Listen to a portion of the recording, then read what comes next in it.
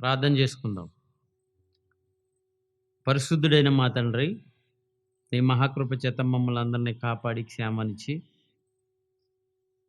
విలువైన నీ మాటలు మరొకసారి ఆలోచించే ఈ అవకాశాన్ని మాకు అనుగ్రహించినందుకు మీకు వందనాలు. నెట్ ముందు కూర్చుని నీ మహాజ్ఞానాన్ని నేర్చుకుంటున్న నీ పిల్లలందరినీ మీరు చల్లగా కాపాడండి తండ్రి.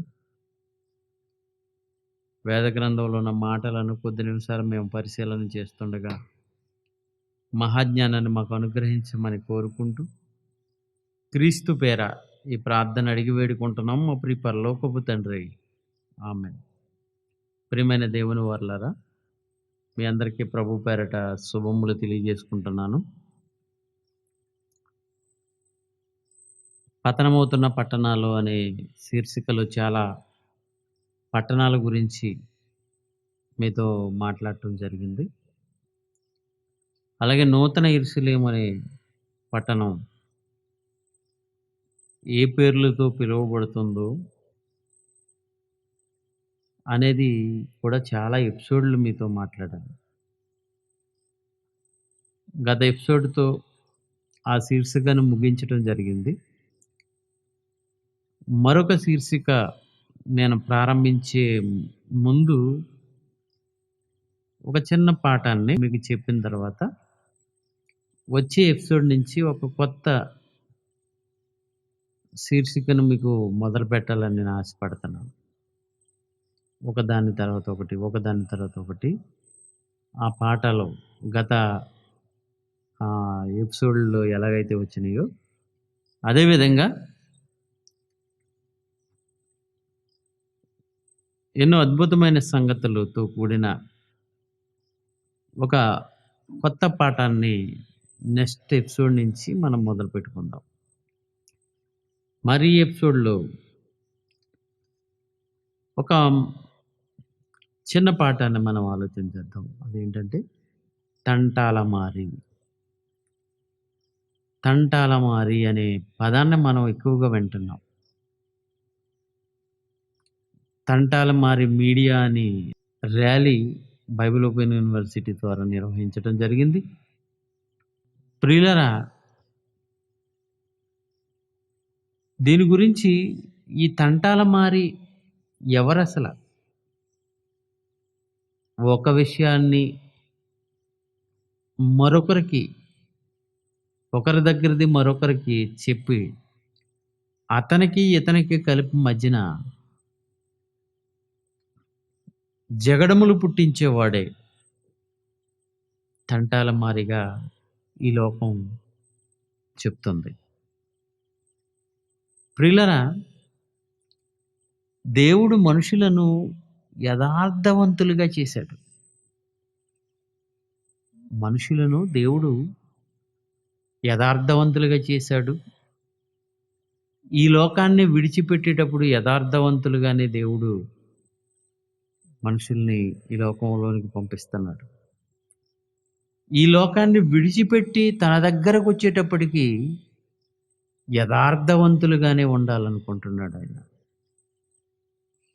పంపించిన ఆయన తిరిగి మరలా తన చెంతకు చేర్చుకునేటప్పటికి యథార్థవంతులుగానే స్వీకరించాలనుకుంటున్నాడు. ప్రియులారా, ప్రసంగి గ్రంథంలో 7వ అధ్యాయము 29వ వచనాన్ని మనం పరిశీలన చేస్తే, ప్రసంగి గ్రంథం 7వ అధ్యాయము 29వ వచనం. ఇది ప్రసంగి గారు రాసినది. ప్రసంగి అంటే సొలొమోను రాసినది. సొలొమోను గారు చాలా జ్ఞానంతో, అనుభవంతో ప్రతిదీ విషయాన్ని బాగా ఆలోచన చేసి, దాని మీద పరిశోధన చేసి, మానవాళికి ఉపయోగకరమైన సంగతులు ఎన్నో చెప్పాడు. అటు సామెతల్లో కానీ, ఇటు ప్రసంగిలో కానీ. ఇందులో ఆయన అన్నీ చెప్పుకుంటూ వచ్చి 7వ అధ్యాయము 29వ వచనంలో మనుషులందరి గురించి ఒక చక్కటి విషయం చెప్తున్నాడు. ఏంటంటే, ఇది ఒకటి మాత్రము నేను కనుగొంటిని. ఇది ఒకటి మాత్రం నేను కనుగొన్నాను. అది ఏంటంటే, ఏమనగా దేవుడు నరులను యథార్థవంతులుగా పుట్టించెను. దేవుడు నరులను యథార్థవంతులుగా పుట్టించాడు. యథార్థవంతులుగా పుట్టించాడు. యథార్థత, మోసం, కుట్ర, దగ, అబద్ధం ఇలాంటివేమీ లేకుండా యథార్థవంతులుగా మనిషిని దేవుడు పుట్టిస్తున్నాడు. ఇప్పుడు పుట్టుకొచ్చే ప్రతి మనిషి, ప్రతి బిడ్డ యథార్థవంతులుగానే ఉంటున్నారు వాళ్ళు.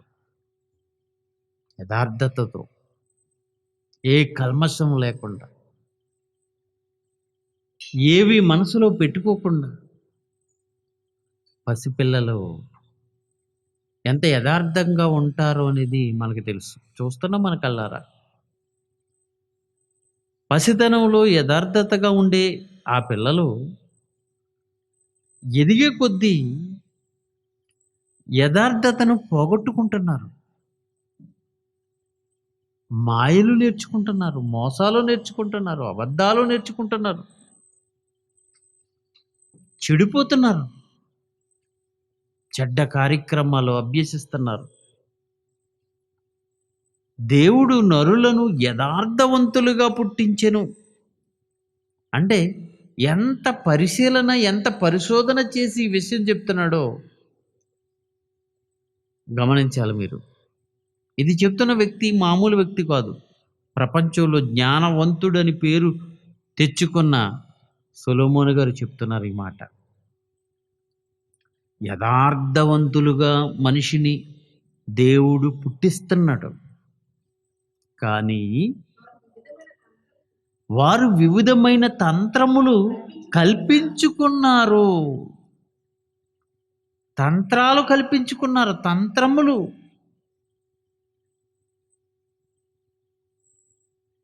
వివిధమైన తంత్రాలు ఎన్నో తంత్రాలు కల్పించుకున్నారు ఈరోజు మనుషులు. యథార్థతను పోగొట్టుకున్నారు. యథార్థతను పోగొట్టుకున్నారు. అబద్ధికులుగా, తంటాల మారేవారుగా, మచ్చరపడేవారుగా, జగడములు పుట్టించేవారుగా, ద్రోహులుగా, క్రూరులుగా, గర్వాంధులుగా, వ్యభిచారులుగా, నరహంతకులుగా ఇవన్నీ కల్పించుకున్నారు. వివిధమైన తంత్రాలు కల్పించుకున్నారు. దేవుడు అలా పుట్టించలేదు. ఒక హంతకుడిగా, ఒక వ్యభిచారిగా, ఒక అబద్ధికుడిగా, ఒక మోసగాడిగా దేవుడు పుట్టించలేదు. యథార్థవంతులుగా దేవుడు పుట్టించాడు. యథార్థత. ప్రియులరా, ఈరోజు భూమి మీదకి వచ్చిన మనిషి పుట్టినప్పుడు యథార్థతగా ఉంటున్నాడు.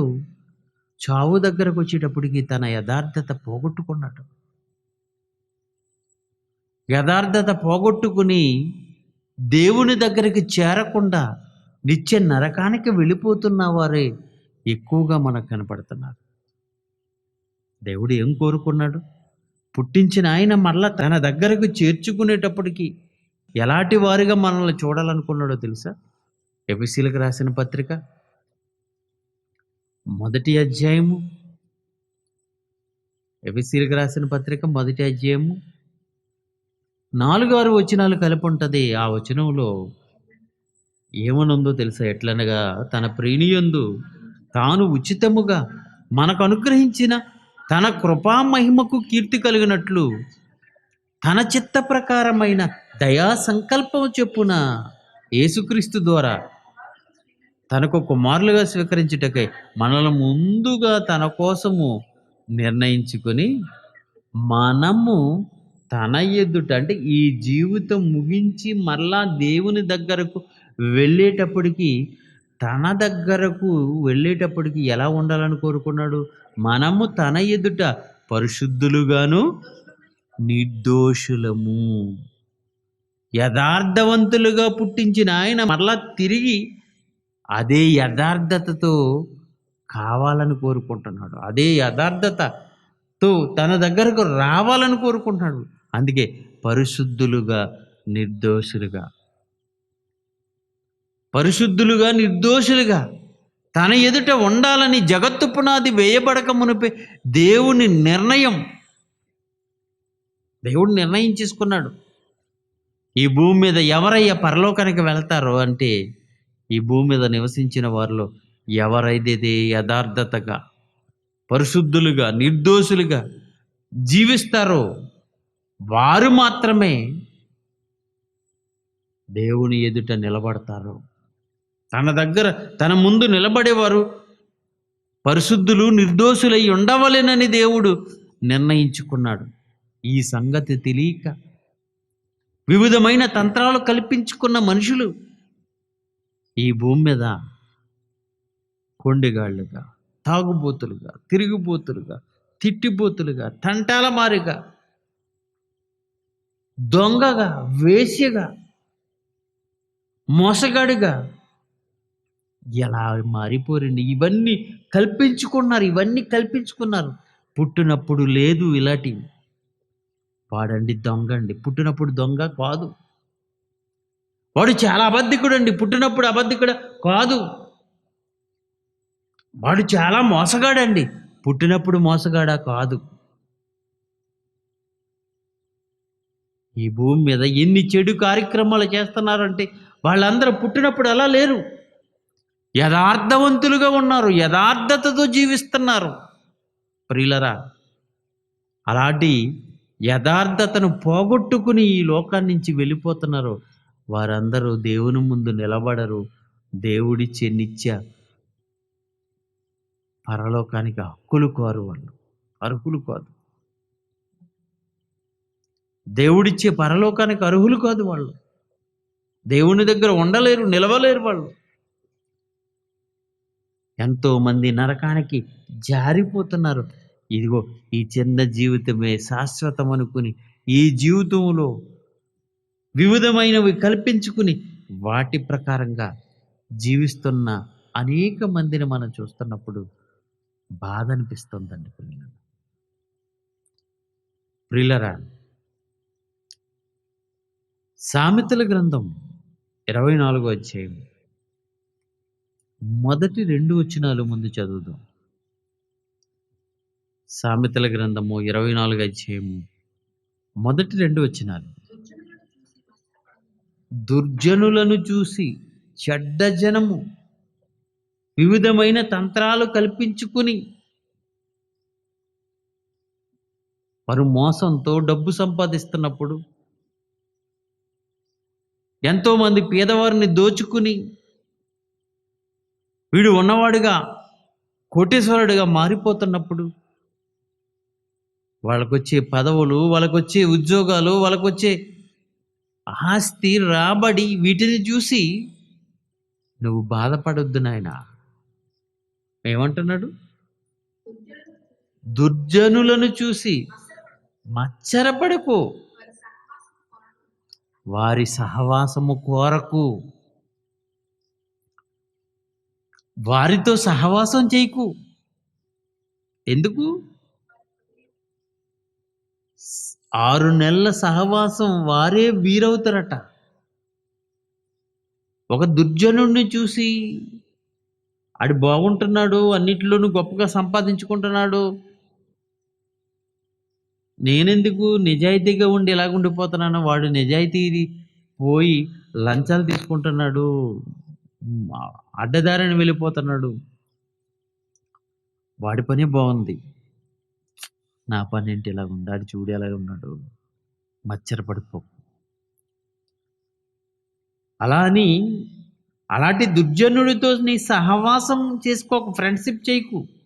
వాడితో దూరంగా ఉండటం నీకు మేలు. చాలామంది పిల్లల యొక్క తల్లిదండ్రులు చూడవలసింది ఏంటో తెలుసా? నీ బిడ్డ ఎవరితో సహవాసం చేస్తుంది, ఎవరితో సహవాసం చేస్తున్నాడు? ఫ్రెండ్ ఎలాంటి వాడు? ఎప్పుడైనా ఏ తల్లిదండ్రులైనా దీని గురించి పట్టించుకుంటున్నారంటే పట్టించుకోరు. పాప కాలేజీకి వెళ్తుంది, బాబు కాలేజీకి వెళ్తున్నాడు, చదివిస్తున్నాడు అనుకుంటున్నారు తప్ప, "ఒరేయ్ నాన్న, ఎవర్రా నీ ఫ్రెండ్స్? వాళ్ళ నాన్నగారు ఏం చేస్తుంటారు? వాళ్ళు ఏంటి? వాడు ఎలాంటి వాడు?" ఎందుకంటే తల్లిదండ్రులు జాగ్రత్తగా పెంచినా స్కూల్‌కి, కాలేజీలకి వెళ్ళిన తర్వాత వాళ్ళతో సహవాసం చేసిన వీళ్ళు, వాళ్ళ ఫ్రెండ్స్‌తో సహవాసం చేసిన వీళ్ళు చాలా చెడు కార్యక్రమాలు, చాలా చెడ్డ అలవాట్లు నేర్చుకుంటున్నారండి. కనుక ఒక దుర్జనుడితో సహవాసం చేయటం మంచిది కాదు అంటున్నాడు. ఫ్రెండ్‌షిప్ చేయకూడదు. వాడి సహవాసం ఏమంటున్నాడు అక్కడ మళ్ళీ చదువుదాం. దుర్జనులను చూసి మచ్చరపడకము, వారి సహవాసమును కోరవద్దు. వాళ్ళతో సహవాసంగా ఉందాం, వాళ్ళతో స్నేహంగా ఉందాం, వాళ్ళతో ఫ్రెండ్షిప్ చేద్దామని ఆ ఆశ వద్దు. చేయకు వాళ్ళతోటి. ఎందుకంటే నువ్వు చెడిపోతావు. వాళ్ళకి ఎంత దూరంగా ఉంటే నీకు మంచిది. నీకు మంచిదండి. హ్మ్. వారి హృదయము బలాత్కారము చేయ యోచించుచున్నది. బలాత్కారము. వారి హృదయము బలాత్కారము చేయ యోచించుచున్నది. ఎవరిదైనా సరే దూషించుకోవడమే బలాత్కారం.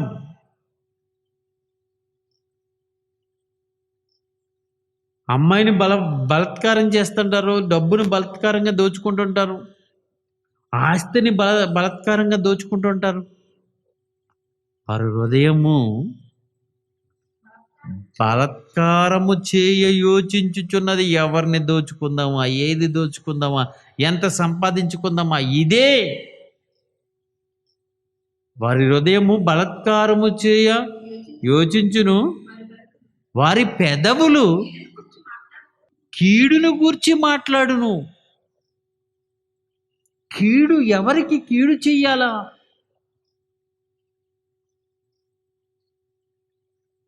కీడు మాట్లాడుతుంది వారి పెదవులు. మంచి కాదు, మేలు కాదు. మన మాటలు సంయోచితంగా మాట్లాడాలి. నీ మాటల వలన ఎదుటివాడికి మేలు కలగాలి. దేవుడు చెప్పడం ఎన్నో మాటలు. నీ మాటలు, నీవు పలికే మాటలు ఎదుటివాడికి మేలు కలిగేటట్లు చూసుకో. అంతే తప్ప కీడు చేయటం, కీడు గురించి మాట్లాడకు. ఎదుటివాడికి కీడు కలిగించే మాటలు మాట్లాడకు. కీడు చేసేవాడే, వాడికి దేవుడు పెట్టిన పేరు ఇప్పుడు మనం చూడబోతున్నాం. 8వ వచనం. కీడు చేయు పన్నాగములు పన్నువానికి, కీడు చేయటానికి పన్నాగాలు. ఒకడికి మేలు చేయటానికి కాదు, వాడి ప్లాన్స్. వాడికి ఎలా కీడు చెయ్యాలా, వాడిని ఎలా బ్లేమ్ చెయ్యాలా, వాళ్ళని ఎలా చెడగొట్టాలా, పన్నాగాలండి ఇవి. రాజకీయంలో ఎక్కువగా మనం చూస్తుంటాం. రాజకీయంలో చూస్తుంటామండి. ఎక్కడ దొరుకుతాడా పార్టీ, అపోజిషన్ పార్టీ వాళ్ళు, అధికార పార్టీ వాళ్ళు ఎక్కడ దొరుకుతారా అని చూస్తుంటారు. ఎలా పన్నాగాలు చెయ్యాలి, ఎలా ప్లాన్ చెయ్యాలి, వాళ్ళని ఎలా పట్టాలి, వాళ్ళని ఎలా చెడగొట్టాలి, వాళ్ళని ఎలా బ్లేమ్ చెయ్యాలి. క్రైస్తవంలో కూడా ఎలాంటి తయారవుందండి. నిజంగా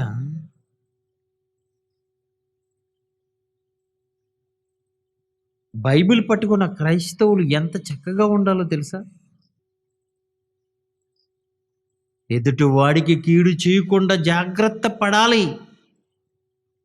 ఎదుటివాడిని ఎలా తొక్కేద్దామా, ఎదుటివాడిని ఎలా బ్లేమ్ చేసేద్దామా అనే చాలామంది ఈ మధ్యకాలంలో చాలామంది తయారైపోయారు. చాలామంది బైబిల్ ఓపెన్ యూనివర్సిటీకి వ్యతిరేకంగా వాళ్ళ ప్రసంగాలు, కొంతమంది ప్రసంగాలు చూస్తుంటే వాడికి ఇంక ప్రసంగం రాదరా అనిపిస్తది నాకు చూస్తుంటే. ఎందుకలా తయారవ్వడు? ఎవడో ఒకడి మీద నింద వేయడం, ఎవడో ఒకడి మీద ప్రసంగం చేయడం, ఎవడో ఒక వ్యక్తిని టార్గెట్ చేసుకొని ప్రసంగం చేయడం, వాడిని కించపరిచే విధంగా. ఇదా? దేవుడు చెప్పింది ఇదా? ప్రియులారా, కీడు చేయ పన్నాగములు పన్నువాడికి తంటాల మారి అని పేరు పెట్టబడును. కీడు చేయ పన్నాగాలు పన్నేవారు, పన్నాగం, ప్లాన్స్ ఎలా చెడగొట్టాలి, ఎలా చెడగొట్టాలి. కొన్నిసార్లు అండి బైబిల్ ఓపెన్ యూనివర్సిటీ గురించి పాంప్లెట్లు వేసేసేవాళ్ళు ఒకరైతే, ప్రసంగాలు చేసేవాళ్ళు మరొకరైతే. ఒకప్పుడు డైరెక్టర్ గారు అన్న మాటలు క్లిప్పింగ్స్ కట్ చేసి ఇంకొకరికి వినిపించి, ఏమంటే మిమ్మల్ని ఎలాగంటున్నాడు చూడండి ఆయన, మిమ్మల్ని ఏమంటున్నాడో చూడండి, ఇదిగోండి ఆయన ఎలాంటి ప్రసంగాలు చేస్తున్నాడు చూడండి. చాలా దారుణం అండి. తెలియని అన్యుడు, తెలియని రాజకీయ నాయకుడు చేసినా పర్వాలేదేమో కానీ, బైబిల్ పట్టుకున్న క్రైస్తవుడు, బోధకుడని చెప్పుకుంటున్న వాడు కూడా ఇలాంటి చేస్తున్నాడంటే వాడికి దేవుడు పెట్టిన పేరేంటో తెలుసా? మళ్ళీ చదువుదాం అన్నమాట.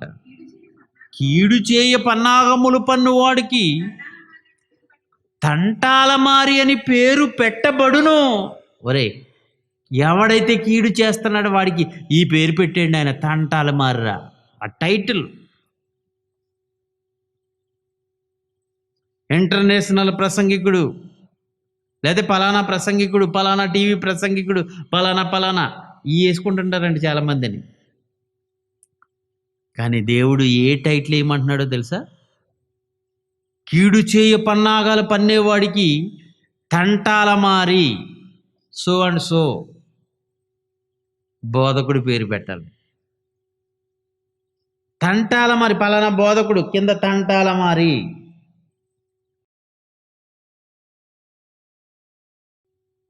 దేవుడే పెట్టమంటున్నాడు. కీడు చేయ పన్నాగాలు పన్నేవారిని వారికి తంటాల మారని పేరు పెట్టబడును. వాడికి సూటబుల్ పేరు ఇది. ఎప్పుడు చూడండి ఎదుట వారి సహోదరుల గురించి మాట్లాడేవాళ్ళు, వాళ్ళకి దేవుడు పెట్టమన్న పేరేంటో తెలుసా? తంటాల మారి. అక్కడదెక్కడ, ఇక్కడదక్కడ చెప్పేవాళ్ళు తంటాల మారులు. తంటాల మారి అని పేరు పెట్టబడును. దేవుడు అలా కలిగించలేదు మనల్ని, యథార్థవంతులుగా దేవుడు చేశాడు. ఎదుటివాడిని ఎప్పుడు కించపరచడం, ఎదుటివాడి గురించి ఎప్పుడు నష్టం కలిగించాలి, ఎదుటివాడిని నష్టం కలిగించాలి. మన కుర్రోడు అంటున్నాడు అంటండి, నన్ను రెచ్చగొడితే మిమ్మల్ని ఏం చేస్తానో తెలుసా? ఏం చేస్తావురా? ఏం చేస్తావు? తంటాల మారని టైటిల్ పెట్టించుకుంటావా చెప్పు? నువ్వు తంటాల మారని పెట్టించుకుంటావా? జైసల్ గారు ఈ న్యూస్ మీడియాకి పెట్టారండి ఈ పేరు, తంటాల మారి అని. ఎందుకో తెలుసా? చాలా న్యూస్లు మనం చూస్తాం. న్యూస్ అంటే ఉన్నది ఉన్నట్టుగా చదివేసింది పర్వాలేదు. ఈ మధ్యకాలంలో ఈ న్యూస్ కూడా ఎలాగైపోయిందంటే, ఇదిగో ఆయన ఎలాగన్నాడు మిమ్మల్ని, మీరేమంటారు దానికి? మైకట్టుకు చీడి దగ్గర చెప్తాడు. మిమ్మల్ని మామూలుగా అనలేదు, ఇదిగో క్లిప్ వేసి చూపిస్తాడు. మీ పార్టీని మామూలుగా అనలేదు అతను, ఇదిగో క్లిప్ వేసి చూపించి మీరేమంటారు?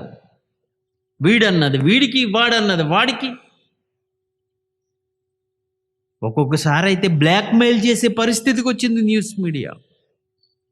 బ్లాక్మెయిలింగ్.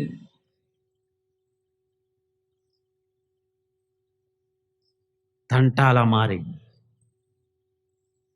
బయట వదిలేయండి. న్యూస్‌లో వాళ్ళ ఏదో చెప్పుకుంటున్నారు, చేసుకుంటున్నారు. వాళ్ళకున్నది ఆయుధంతో ఏదో చేసుకుంటున్నారు పోనివ్వండి.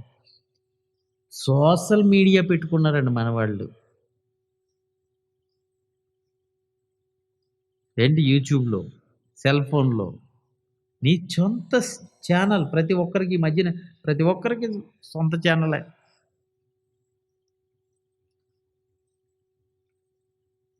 మంచిదే.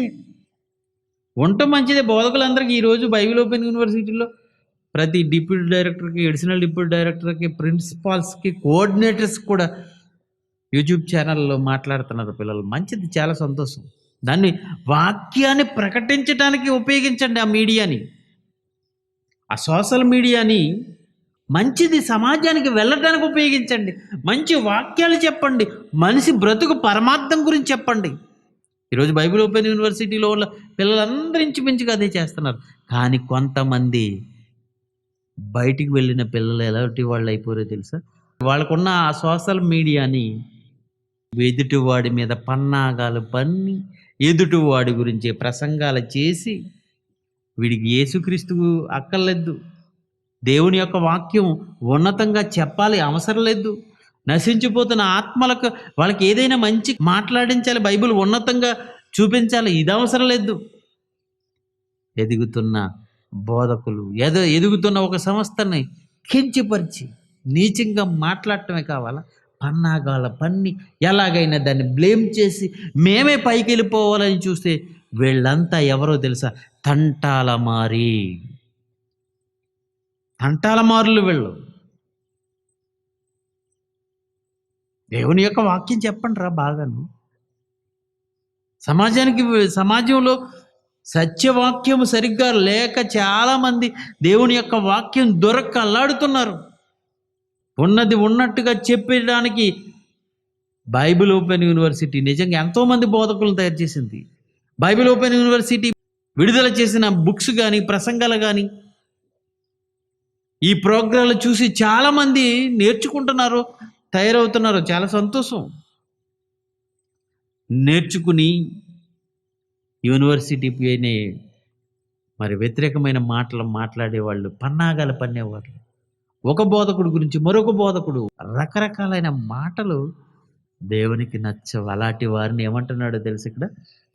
తంటాల మారి. తంటాల మారి అని పేరు పెట్టబడును. ఎదుటివాడి ఉన్నత స్థితిని ఓర్చలేక ఎదుటివానిపై పన్నాగాల పన్ని కీడు చేయాలని, వాళ్ళని ఎలాగైనా నాశనం చేయాలని ఇదన్నీ అనుభవిస్తుంది నిజంగా బైబిల్ ఓపెన్ యూనివర్సిటీ అని నేను చెప్తున్నానండి. ఎందుకంటే చాలామంది కుట్రదారులు పన్నాగాలు పన్నుతున్నారు, తప్పుడు కేసులు పెడుతున్నారు, తప్పుడు సాక్ష్యాలను తీసుకొస్తున్నారు, బెదిరింపులు చేస్తున్నారు. ఎన్ని చేసినా పతనం అయిపోవాలి, నాశనం అయిపోవాలి అని కోరుకున్న వాళ్ళు కీడు చేయాలని కోరుకున్నారు. దేవుని వలన కలిగిన ఈ విప్లవం ఆగదని నిరూపించుకుంటూ వస్తుందండి Bible open university India international.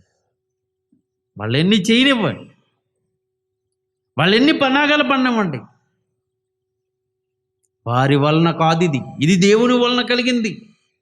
ఈరోజు సత్యవాక్యము ఉన్నది ఉన్నట్టుగా ప్రపంచానికి అందించుతున్నాం. అనేక మంది పిల్లలను దేవుని యొక్క జ్ఞానంలో పెంచుతున్నాం. ఈరోజు అనేక మంది బోధకులు తయారవుతున్నారు.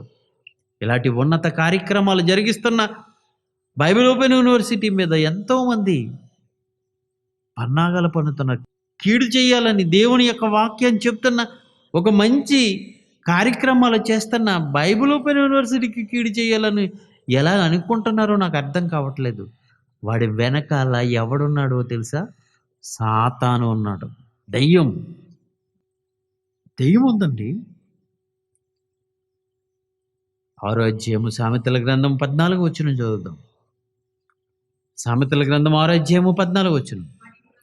వాని హృదయము అతి మూర్ఖ స్వభావము గలది, వాడెల్లప్పుడూ కీడును కల్పించుచు జగడములు. కొంతమందికండి అమ్మో ఈడొచ్చాడంటేనే గొడవ రబ్బు. కీడు కల్పించుచు జగడములు పుట్టిస్తారు. అలాంటి వారిని దేవుడు ఇష్టపడ్డాం.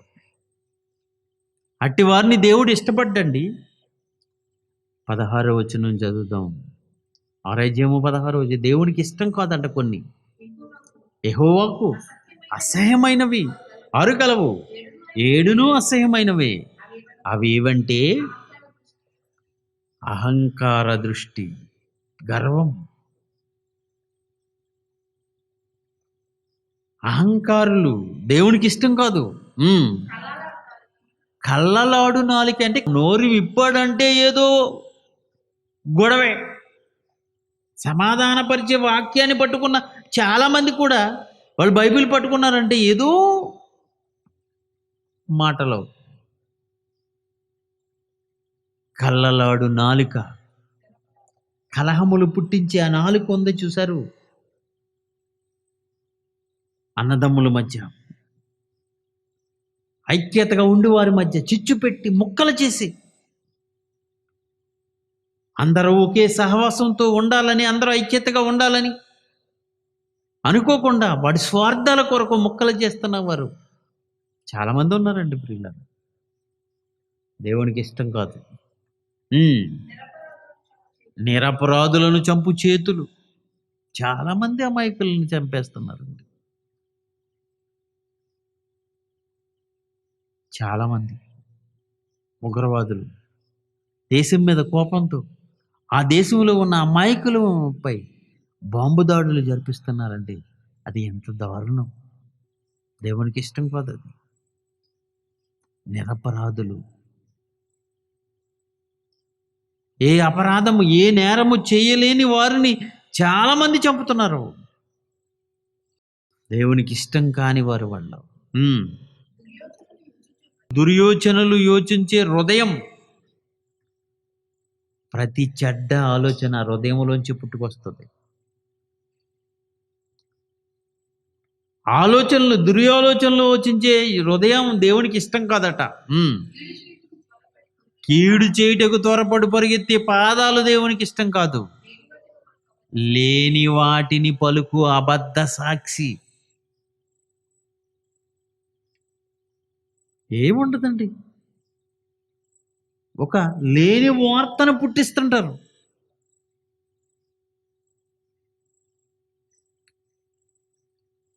అబద్ధ సాక్షి,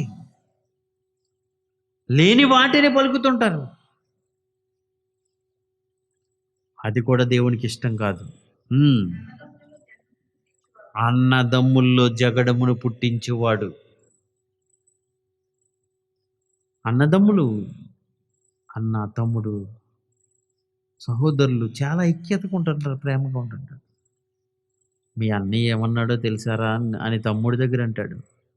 మీ తమ్ముడు నీ గురించి ఎలా మాట్లాడాడో తెలుసా అని కల్పించి అన్నయ్యకి చెప్తాడు. అన్నయ్య తమ్ముడు కొట్టుకుంటుంటారండి, గొడవ పడుతుంటారండి, విడిపోతుంటారండి. చాలామంది అన్నదమ్ములు మాట్లాడుకోరండి ఈ మధ్యకాలంలో చూస్తుంటారు. చాలామంది అన్నదమ్ములు ఏమైంది వాళ్ళకి? ఎవడో దూరాడు మధ్యలో. లేనిపోని మాటలు. అన్నదమ్ములను ఐక్యతగా ఉంచవలసిన వారు, అన్నదమ్ములు ఐక్యతగా ఉండవలసిన వారు అన్నదమ్ముల మధ్య గొడవలు పుట్టించే వాళ్ళు ఉన్నారు చాలామంది. అన్నదమ్ములలో జగడములు అంటే గొడవలు పుట్టించేవారును. ఇవంటే దేవునికి అసహించుకుంటాడటండి. తంటాలమారులు ఇవే చేస్తుంటారు. అన్నదమ్ముల్లో జగడం పుట్టిస్తుంటారు, దురాలోచనలు యోచిస్తుంటారు, కీడును కల్పిస్తుంటారు. అలా ఉండకూడదు, అవి చెయ్యకూడదు. కీర్తనల గ్రంథం 21 కీర్తన 11 వచనం చదువుదాం. కీర్తనల గ్రంథం 21 కీర్తన 11 వచనం. వారు నీకు కీడు చేయవలెనని ఉద్దేశించిరి, దురోపాయము, చెడ్డ ఉపాయము, కుట్రతో, కుతంత్రంతో దానిని కొనసాగించలేకపోయారు. దేవుని పిల్లల పట్ల, దైవ సేవకుల పట్ల, దైవ కార్యక్రమాలు జరిగించే వారి పట్ల చాలామంది కుట్రలు పన్నుతున్నారు, వలలు ఒగ్గుతుంటారు. మంచిది కాదు. అలాంటిది మంచిది కాదు. వారు కొనసాగించలేకపోయారు. సామెతల గ్రంథం 25 అధ్యాయము 23 వచనం చదువుదాం. సామెతల గ్రంథం 25 అధ్యాయము 23 వచనం. ఉత్తరపు గాలి వాన పుట్టిస్తుంది. ఉత్తరాన్ని నుంచి గాలి వేస్తుందంటే వాన వస్తుందని అర్థం. దక్షిణపు గాలి వీస్తుందంటే వాన రాదు, మేఘం వెళ్ళిపోతుంటుంది. ఉత్తరాన్ని నుంచి అయితే ఎప్పుడైతే గాలి వస్తుందో అది వర్షపు సూచనది. వర్షపు సూచన. రైతులు చెప్తుంటారా, ఈ గాలి వేస్తుందబ్బా, వర్షం రాదు. దక్షిణపు గాలి వేస్తుంది. ఉత్తరం గాలి వేస్తుందా, వర్షం వస్తుంది. ఉత్తరపు గాలి వాన పుట్టించును, కొండెగాని నాలిక కోపదృష్టి. అతని మాటలు వింటుంటే నాకు కోపం వచ్చేస్తుందండి. ఎంత కోపం అంచుకోవాలన్నా ఆపుకోలేని పరిస్థితి. కొండెగాని మాటలు. వాడికి తంటాల మారని పేరు పెట్టండి రా, దేవుడు అన్నాడు. వాడికి తంటాల మారని పేరు పెట్టబడును. అక్కడ కోపమే. కీర్తనల గ్రంథము 94 కీర్తన 4 వచనం కూడా చదువుదాం. కీర్తనల గ్రంథము 94 కీర్తన 4 వచనం. వారు వదరుచు కఠోరమైన మాటలు.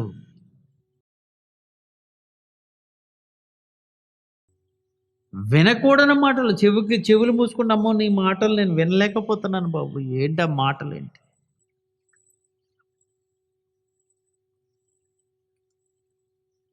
కఠోరమైన మాటలు మాట్లాడుతుంటారండి కొంతమంది. ఆ మాట మనిషిని గాయపరుస్తుంటది, చాలా ఇబ్బంది పెడుతూ ఉంటది. వారు వదరుచు కఠోరమైన మాటలు పలుకుచున్నారు. దోషము చేయవారందరూ బెంకములాడుచున్నారు, గొడవ పడిపోతున్నారు, పాపం చేయాలనుకుంటున్నారు. కఠోరమైన మాటలు మాట్లాడి వాళ్ళని చూస్తుంటే బాధ కలుగుతుంది. పిల్లలు, యెషయా గ్రంథం 32 అధ్యాయము 7 వచనం. యెషయా గ్రంథం 32 అధ్యాయము 7 వచనం. మోసకారి సాధనములు చెడ్డవి. మోసం చేయటానికి వాడి సాధనాలు, వాడి కుట్రలు, వాడి పన్నాగాలు అవన్నీ చెడ్డవి. నిరుపేదలు న్యాయవాదన చేసినను కళ్ళ మాటలతో దీనులను నాశనము చేయుటకు వారు దురాలోచన చేయుదురు.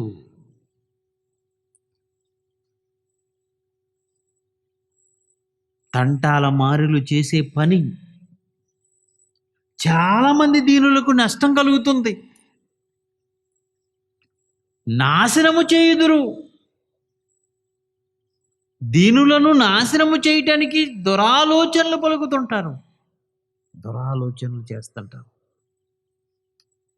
పన్నాగాలు పన్నుతుంటారు. ప్రియమైన దేవుని పిల్లలారా, యథార్థవంతులుగా దేవుడు మనల్ని పుట్టిస్తే ఈరోజు సమాజం ఎంత భయంకరమైన పరిస్థితికి వెళ్ళిపోయింది.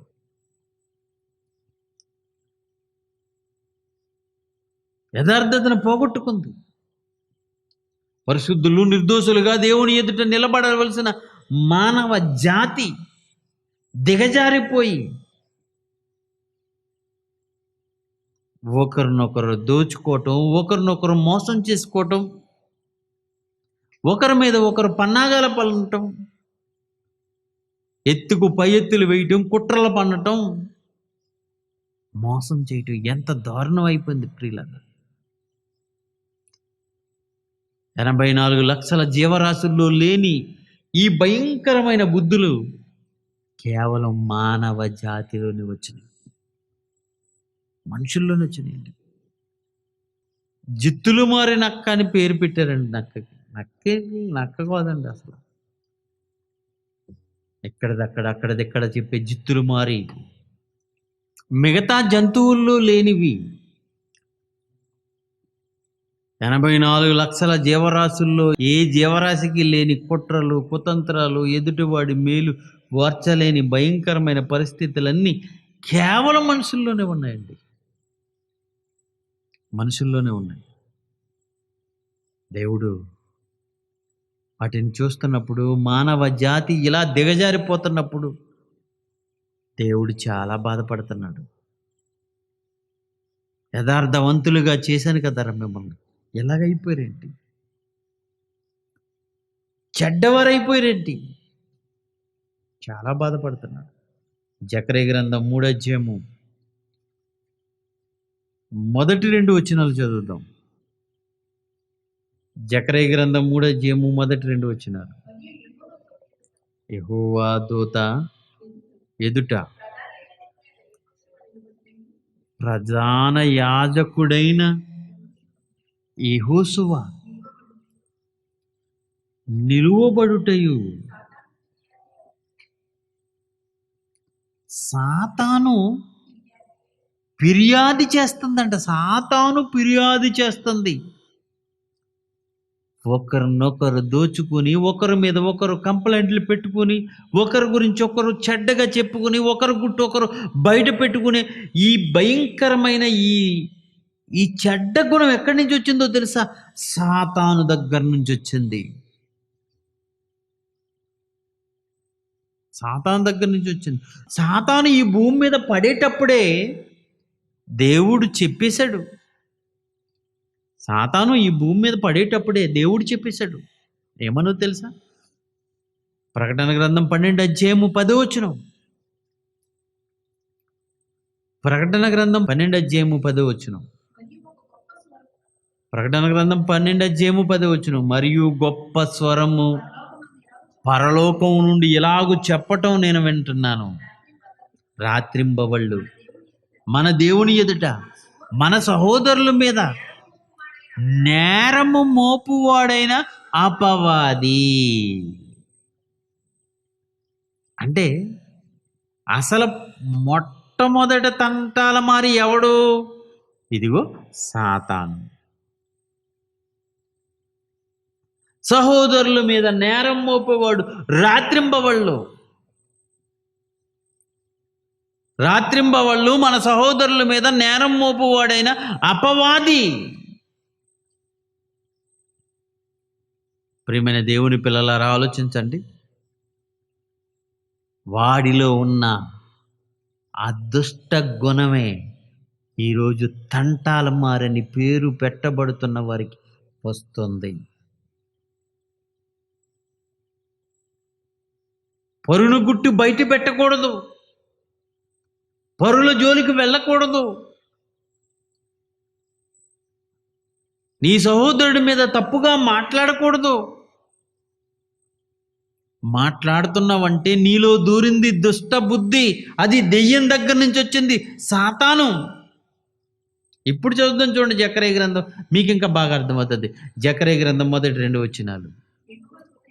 యెహోవా దూత ఎదుట ప్రధాన యాజకుడైన యెహోషువ నిలవబట్టి జకర్యా గారికి దర్శనం దేవుడు చూపిస్తున్నాడు. యెహోషువ గారు నిలబడ్డారు. సాతాను కంప్లైంట్ తీసుకొచ్చింది. సాతాను కంప్లైంట్ పట్టుకుని యెహోషువ గారి కుడిపార్శ్వాన నిలబడిందట. ఏంటడి పని? రాత్రింబవళ్ళు సహోదరుల మీద ఎప్పుడు నేరం మోపడమే, ఎప్పుడు నేరం మోపడమే. ఇదేనా పని? అలాంటి బుద్ధులే ఈరోజు చాలా మందికి వచ్చినాయండి. ఎప్పుడు చూడు ఎవడొకడి గురించి కంప్లైంట్లే, ఎవరొకరి మీద నేరం మోపడమే, ఇదే పని. సాధ్యమైతే వ్యక్తి దగ్గరికి వెళ్ళి ఆ వ్యక్తితో మాట్లాడు. బైబిల్ ఏం చెప్పిందండి? నీ సహోదరుడు ఎవరైనా నీ ఎడల ఒకవేళ తప్పిదం చేస్తే నువ్వు వెళ్ళి మాట్లాడు ముందు. నీ మాట వినలేదా? 2, 3 సాక్షులను తీసుకెళ్ళు. ఇది బైబిల్‌లా. వాళ్ళ చేత చెప్పించు. వారి మాట కూడా వినలేదా? అప్పుడు సంఘంలో చెప్పు. సంఘం మాట వింటే పర్వాలేదు. సంఘం మాట కూడా వినలేదా? అతన్ని అన్యుడిగా చెయ్యి. ప్రియులారా, నీ సహోదరుడి మీద నేరం మోపడం కాదు. ఒకవేళ నీ సహోదరుడు నీ ఎడల ఏమైనా తప్పు చేస్తే నువ్వు వెళ్ళి చెప్పావా? 2, 3 తీసుకెళ్ళి చెప్పించావా? సంఘము ఎదుట పెట్టావా? ఇవన్నీ చేసిన తర్వాత అన్యుడిగా చేసి వదిలేయి అన్నాడే తప్ప వాడి మీద ప్రసంగాలు చేయమనలేదే.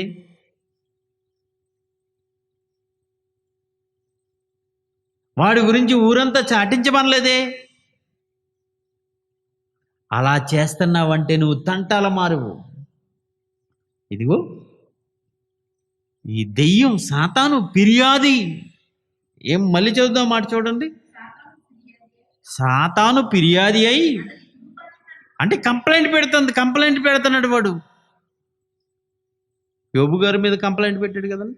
ఓ యోబు ఏముంది, ఆయనకి అన్నీ చేసావు గనుక ఆ ఒక్కసారి అవన్నీ తీసేయి, అతనే దూషిస్తాడు. సాతాను సహోదరుల మీద నేరం మోపుతుంది. సాతాను ఫిర్యాది అయి చదువమ్మా.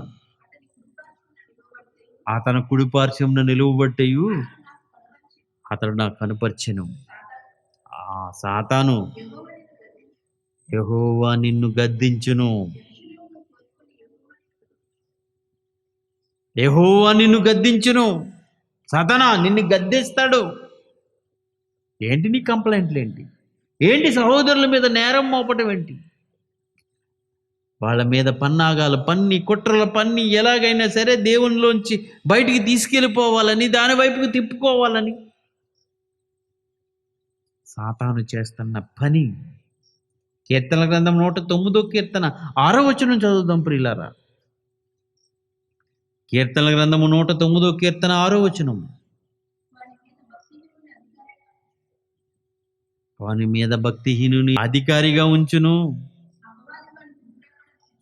అపవాది వాడి కుడి పక్కన నిలుచును గాక. ఒక భక్తిహీనుడు అధికారి అయితే అతని కుడి ప్రక్కన ఎవరుంటారో తెలుసా? సాతాను.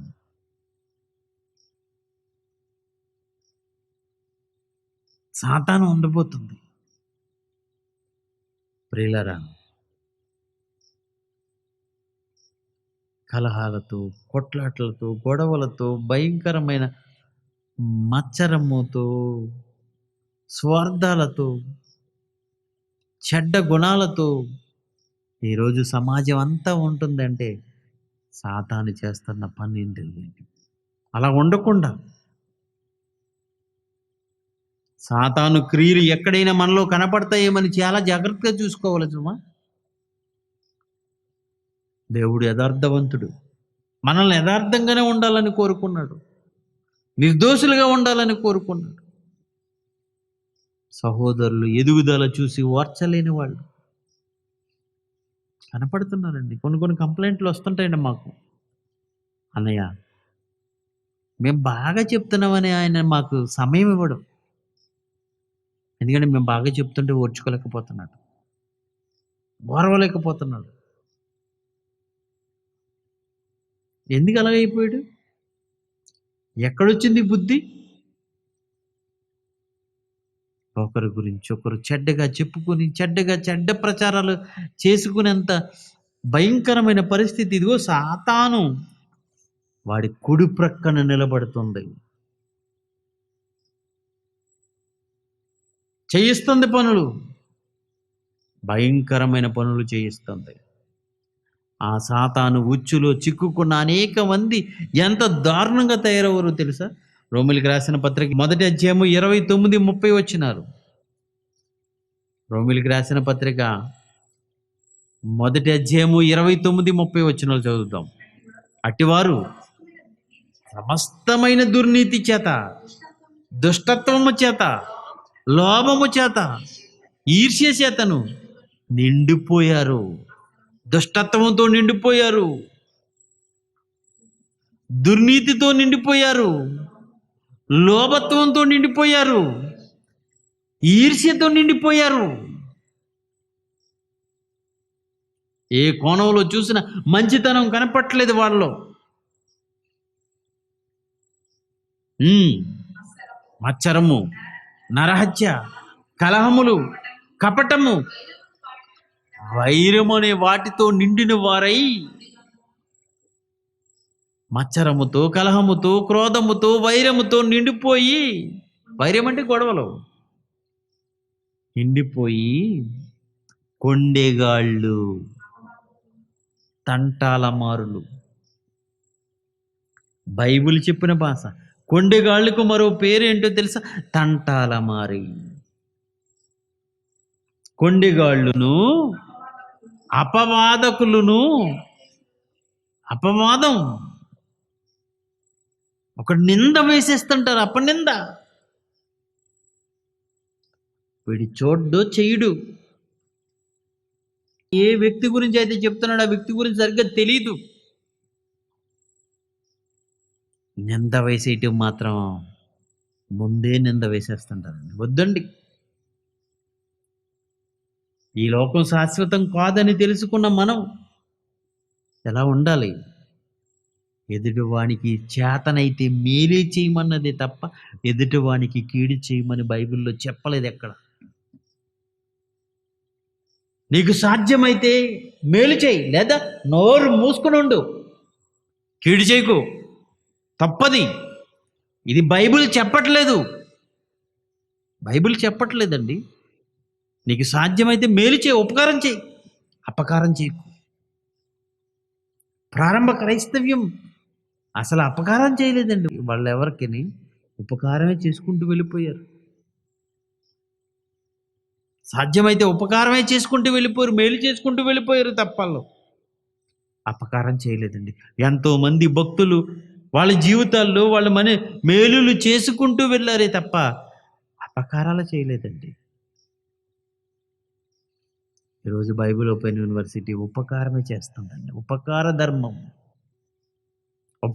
ధర్మం చేసే పరిస్థితి నిజంగా బైబిల్ ఓపెన్ యూనివర్సిటీ ద్వారా ఎన్ని ఉపకార ధర్మాలు,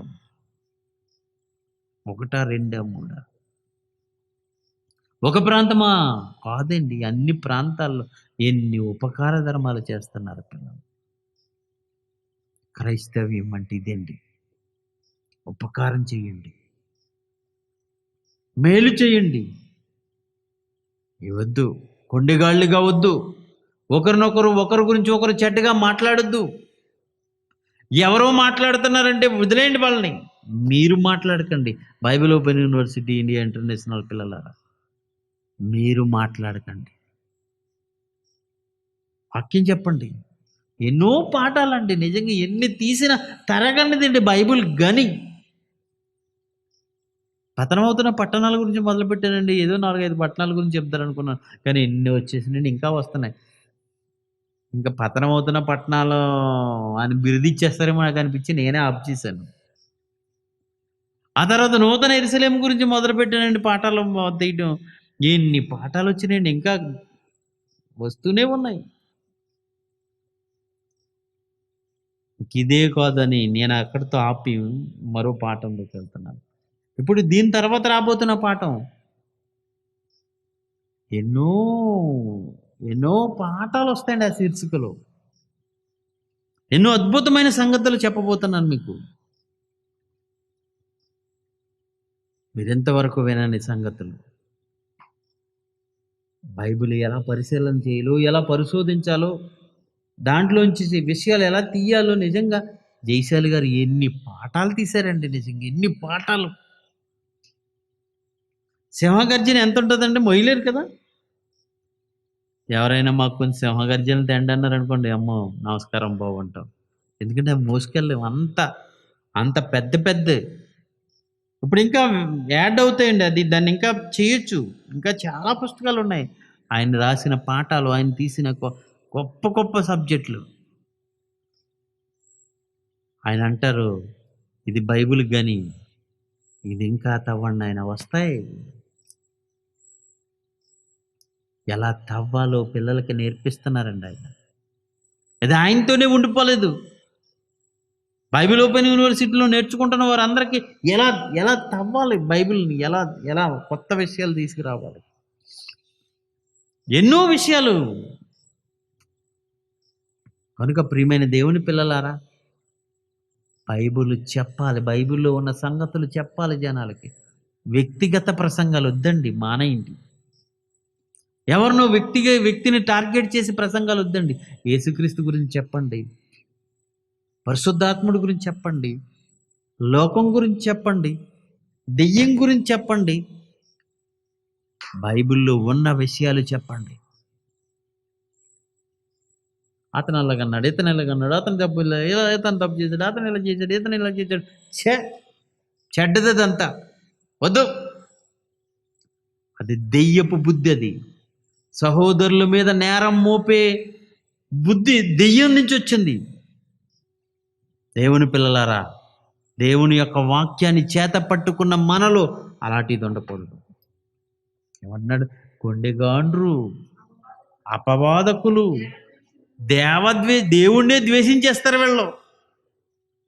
దేవద్వేషులు, హింసకులు, అహంకారులు, బెంకములాడువారు, చెడ్డ వాటిని కల్పించేవారు, తల్లిదండ్రులకు అవిధేయులు. ఇవన్నీ చెప్పుకుంటూ వెళ్ళిపోతే పెద్ద లిస్ట్ ఉందండి. మనం అలా వద్దండి. పేతురు రాసిన 2వ పత్రిక 2వ అధ్యాయము 18వ వచనం చదువుదాం. పేతురు రాసిన 2వ పత్రిక 2వ అధ్యాయము 18వ వచనం. మీరు వ్యర్థమైన డంబపు మాటలు పలుకుచు తామే శరీర సంబంధమైన దురాశలు గలవారై తప్పు మార్గమందు నడుచు వారిలో నుండి అప్పుడే తప్పించుకున్న వారిని పోకిరీ చేష్టల చేత మరల కలుపుచున్నారు. మారిన వారిని చెడగొడుతున్నారు చాలా మంది.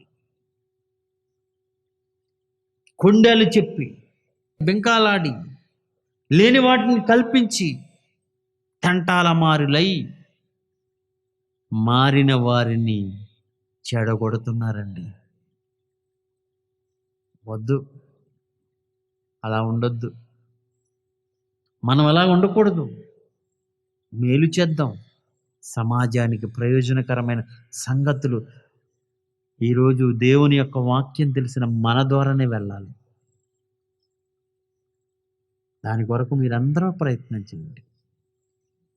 ఎన్నో గొప్ప సంగతులు బైబిల్లో ఉన్నాయి. కొండెగాళ్ళుగా, తంటాల మారులుగా వండాలని దేవుడు కోరుకోవట్లేదు. ఇది దెయ్యంలోంచి వచ్చింది. అది అపవాది. నిరంతరము సహోదరుల మీద నేరం మోపేవాడు. అలాంటి వారిగా Bible open university, India international పిల్లలు కానీ, ఈ యొక్క వాక్యం వింటున్న మీరు అలాంటి వారిగా మీరు ఉండకుండా దేవునికి నచ్చినట్టుగా మీరు ఉండాలని మనసారా కోరుకుంటున్నాను. మరి వచ్చే వారం వచ్చే ఎపిసోడ్ నుంచే కొత్త పాఠాన్ని, కొత్త శీర్షికను మీకు మొదలు పెట్టాలని నేను ఆలోచన చేస్తున్నాను. మరి అందరూ సిద్ధపడండి. మరి అనేక మందికి ఈ మెసేజ్‌లు చేరేటట్లు మీరు షేర్ చేయవలసిందిగా మనవి చేసుకుంటూ ఈ మాటలు ముగిస్తున్నాను. Thank you very much. God bless you all.